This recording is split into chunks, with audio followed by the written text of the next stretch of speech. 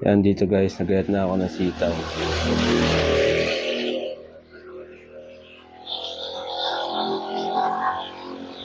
Ang ginawa ko dyan ay pare-parehas lang laki para mabilis din lumambot.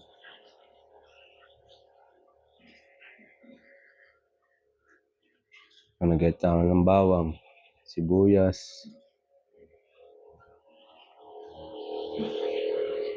pare-parehas din ng iwan.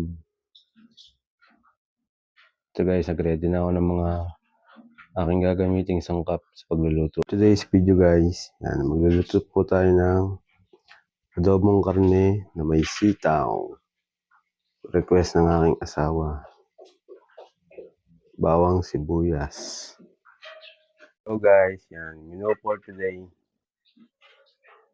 Adobong sitaw na may karne. Yan, ito ang ating ricado. Suka, oyster sauce, paminta, magic sarap, betchin, bawang at sibuyas. At ako na ang bahala magpasarap dyan.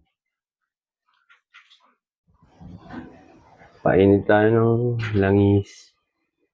Yan guys, ito ang ating mahiwagang sandok. Guys, sinagay na natin yung bawang. Sibuyas.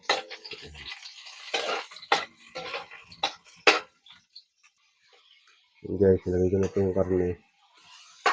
At ang kutyahin ko lang po.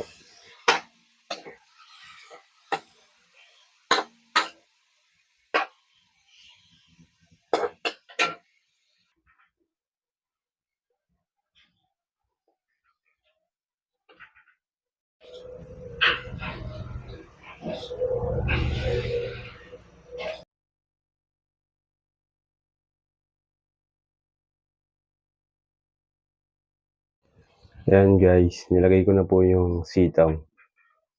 Mabilis lang po ito lumambot. Yan guys, akin munang tinakpan para mabilis lumambot. At ito yung malapit na po maluto.